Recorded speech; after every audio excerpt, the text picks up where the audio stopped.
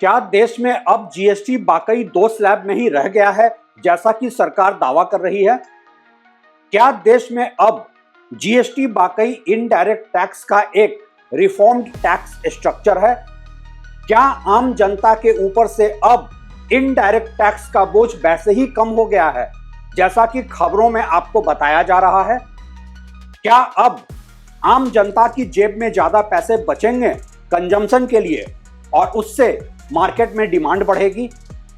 ये जीएसटी का नया अवतरण है या जादू का कोई पिटारा जो देश में टैक्स के बोझ तले दबे जनता के लिए सब ठीक करने जा रहा है? सवाल तो वैसे और भी कई हैं और जवाब सिर्फ एक। आपको भरते रहना है टैक्स और ज्यादा कुछ नहीं है बदलने जा रहा आपके टैक्स के बोझ पे।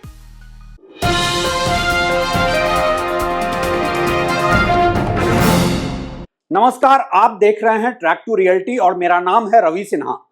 जीएसटी को लेकर हर तरफ सवाल पूछे जा रहे हैं। लोग जानना चाहते हैं क्या वाकई अब जीएसटी रेट में बदलाव के बाद मिली टैक्स छूट से राहत मिलेगी? क्या वाकई जरूरी चीजों की कीमत अब कम होगी? क्या वाकई सस्ती मिलने लगेगी घरेलू उपभोग की जरूरी चीजें? दरअसल इन सब सवालों के जवाब को जानने और समझने के लिए आपको जीएसटी के टैक्स स्ट्रक्चरिंग को थोड़ा डिटेल में समझना होगा। मैंने अपनी तरफ से कोशिश की है कि इस वीडियो में आपको जीएसटी और इनडायरेक्ट टैक्सेशन को सही पर्सपेक्टिव में समझा सकूं। वीडियो को आप अंत तक देखें और अगर आपने चैनल को सब्सक्राइब नहीं किया है तो कृपया सब्सक्राइब कर लें और अपने दोस्तों में भी शेयर करें। इंडिया में जीएसटी का इंप्लीमेंटेशन और रोल आउट शुरू से ही विवादों के घेरे में रहा था। इसे इंट्रोड्यूस ही किया गया था एक ऐसे कॉम्प्लेक्स टैक्स स्ट्रक्चर के तौर पर कि अच्छे अच्छे सीए का भी दिमाग चकरा जाए। अलग अलग इंडस्ट्रीज में भी इसको लेकर कंफ्यूजन रहा, कभी इनपुट टैक्स क्रेडिट को लेकर तो कभी इस बात पर कि कौन सा आइटम किस टैक्स स्लैब में बिलिंग करने से ठीक रहेगा। राजनीतिक हलकों में तो खैर इसे गब्बर सिंह टैक्स का नाम दिया ही गया था। जिस कांग्रेस के टाइम में जीएसटी को कंसेप्चुअलाइज किया गया था वन नेशन वन टैक्स के तौर पे, उस पार्टी की तरफ से भी कई सुझाव आए थे जीएसटी को सिंप्लीफाई करने को लेकर। इसमें जीएसटी का 2 स्लैब में करने का सुझाव एक अहम सुझाव था जिसे कि टैक्सेशन के ज्यादातर एक्सपर्ट भी सही मानते थे। लेकिन जब राजनीतिक लफाजी और मीडिया मैनेजमेंट से ही काम चल जाए तो क्यों करे सरकार टैक्स को सिंपल या कम? और पिछले 8 सालों में जनता भरती रही जीएसटी और अक्सर ही देती रही टैक्स पे टैक्स। आज नरेंद्र मोदी की सरकार की चमक अगर फीकी पड़ गई है और अगर जनता के विरोध की आंच सत्ता के गलियारों तक पहुंचने लगी है तो उसमें आम जनता और इंडस्ट्रीज दोनों के ऊपर टैक्स के बोझ का एक अहम योगदान है। और इसलिए लाया गया है जीएसटी का नया वर्जन जिसे जीएसटी रिफॉर्म कहा जा रहा है सत्ता के गलियारों में। क्या ये वाकई टैक्स रिफॉर्म है? अगर हां तो क्या सरकार ये एक्सेप्ट कर रही है कि पिछले 8 सालों में जनता के साथ टैक्स के नाम पे नाइंसाफी होती रही थी? वैसे कुछ तो अर्थशास्त्र की कम समझ की वजह से, कुछ अति उत्साह में तो कुछ जनता को ही मूर्ख समझने की गफलत में सरकार के अलग अलग प्रवक्ता जीएसटी के नए वर्जन को डिफेंड कम कर रहे हैं और सरकार को ही एक्सपोज ज्यादा कर रहे हैं। मसलन कि यह कहना कांग्रेस जीएसटी में ज्यादा टैक्स वसूलती थी और बच्चों की टॉफी पे भी टैक्स लिया जाता था। अरे भाई, कांग्रेस ने तो सिर्फ जीएसटी कंसेप्चुअलाइज किया था, इंप्लीमेंट आपने किया है 2017 में। उसी तरह यह अपनी पीठ ठोकना कि हमने रोटी जैसी खाने की बुनियादी चीज पर से जीएसटी हटा दिया है, जीरो कर दिया है, मतलब ये तो आप भी एक्सेप्ट कर ही रहे हैं कि पिछले 8 सालों में आपने रोटी जैसी खाने की बुनियादी चीज पे टैक्स वसूला है। मैंने पिछले कुछ सालों में कई मौकों पे यह सवाल उठाया है कि क्या हेल्थ इंश्योरेंस जैसी बुनियादी चीज, और वो भी एक ऐसे देश में जहां की पब्लिक हेल्थ इंफ्रास्ट्रक्चर है ही नहीं, उसे सरकार लग्जरी मानती है क्या? फिर उस पे 18% का जीएसटी क्यों लगाया गया था? बच्चों की कॉपीज, स्टेशनरी जैसी बुनियादी चीज पर टैक्स हो ही क्यों? और अगर हो भी तो हायर टैक्स स्लैब में क्यों हो? और इसलिए आज जब सरकार की तरफ से इन चीजों पर जीएसटी हटाने की खुद से वाहवाही की जा रही है, तो सवाल तो उठता है ना कि आखिर यह टैक्स लगाया ही क्यों गया था भाई। वैसे मेरा तो हमेशा से यह कहना रहा है कि राजनीतिक लोगों को अर्थव्यवस्था पर मुंह खोलने से बचना ही चाहिए। बेकार में मूर्खता का मुजाहिरा करने से क्या ही फायदा। सच यही है कि जीएसटी के नाम पर पिछले 8 सालों में बहुत टैक्स वसूला गया है और ऐसे ऐसे टैक्स वसूले गए हैं जिसका कि कोई लॉजिक ही नहीं है।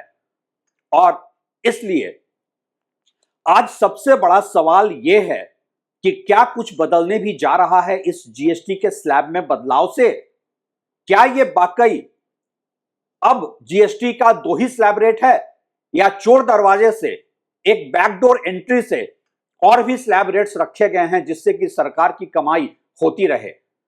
जहां तक मैं देख पा रहा हूं और समझ पा रहा हूं, यह कोई 2 स्लैब रेट वाला जीएसटी या इनडायरेक्ट टैक्सेशन नहीं दिखता है। हां, मीडिया में आपको ऐसा बताया जाता रहेगा कि यह सिर्फ 2 स्लैब वाला ही जीएसटी रेट है और दरअसल यह है जीएसटी रिफॉर्म। अब मान भी लो चुपचाप से, नहीं तो यह सरकार करोड़ों रुपए फूंक देगी विज्ञापन देकर आपको समझाने में कि यह जीएसटी रिफॉर्म ही है। और वो पैसा कोई सरकार अपनी जेब से नहीं देने वाली है, वो भरेंगे आप और हम ही अपने टैक्स से। अब बात करते हैं जीएसटी के स्लैब रेट्स की, जिसे कहा जा रहा है सिर्फ 2 स्लैब ही हैं, 5% जरूरी चीजों पर और 18% लग्जरी आइटम पर। ठीक, मेरा यहां पे एक छोटा सा सवाल है, फिर गोल्ड का जीएसटी रेट क्या है? 0%, 5% या 18%? यह है पहला बैकडोर एंट्री जीएसटी के स्लैब रेट से अलग। गोल्ड और सिल्वर पे है 3% का जीएसटी और ये 2 स्लैब रेट से परे है तीसरा स्लैब रेट। अब कोई ये ना ही पूछे कि जब सोना अमीर लोग ही खरीद सकते हैं तो फिर एसेंशियल आइटम्स के जीएसटी स्लैब रेट से भी कम क्यों है ये? वैसे ज्वेलरी मेकिंग पर है अलग से 5% जीएसटी।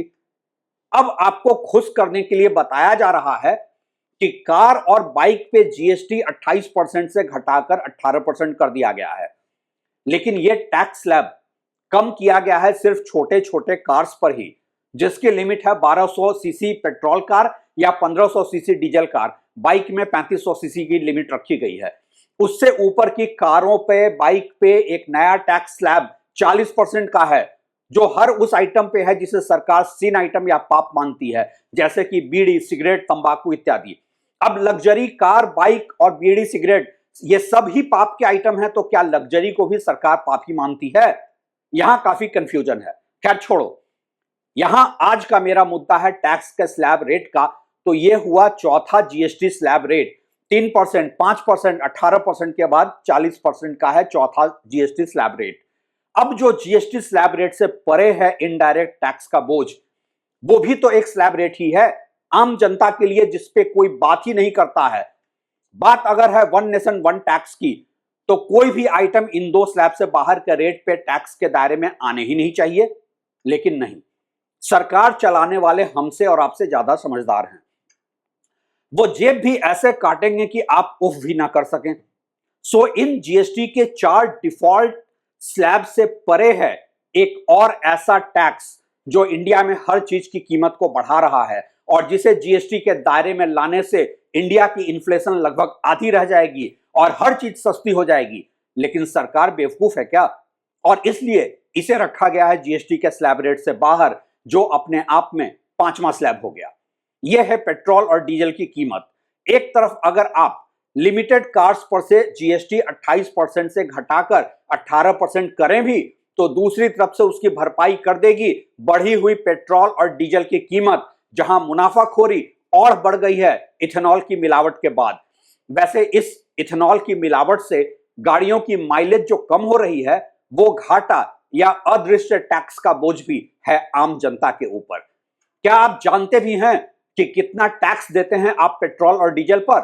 पेट्रोल और डीजल की जो कीमत आप अदा करते हैं, उस पर कम से कम 55% टैक्स आप पेट्रोल पर और 50% टैक्स डीजल पर पे करते हैं।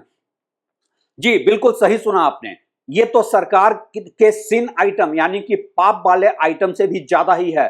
मसलन कि पेट्रोल डीजल की कीमत में शामिल है basic crude oil price plus excise duty plus dealer commission plus value added tax.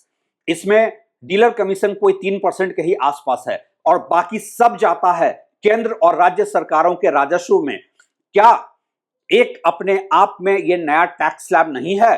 और वो भी ओपन स्लैब, जहां की बेसिक क्रूड प्राइस अंतरराष्ट्रीय बाजार में कम ही हो तो बढ़ाते रहो अपना एक्साइज ड्यूटी और वैट। वैसे जिस देश में देना पड़ सकता है मरने के बाद कफन पे भी टैक्स, वहां कोई क्या ही बोले पेट्रोल और डीजल पर। लेकिन ये तो वो टैक्स है जो जीएसटी के बाहर एक अदृश्य टैक्स स्लैब है और देश भर में बढ़ रही महंगाई की सबसे बड़ी वजह भी है। इसलिए आप जीएसटी का 2 टैक्स स्लैब के सरकारी लॉलीपॉप पे भले ही खुश हो जाएं और लगे इतराने, सच तो यही है कि आपके हालात नहीं है बदलने वाले और ना ही सरकार का ओवरऑल जीएसटी कलेक्शन कोई कम होने वाला है। मेरा काम है आपको सच बताना, और अगर आप एक थिंकिंग इंडिविजुअल हैं, एक जागरूक नागरिक हैं, तो सोचें इस पर। और अगर आप सरकार के भक्त हैं तो आप स्वतंत्र हैं मेरा विरोध करने के लिए। हर हाल में आप सबका शुक्रिया।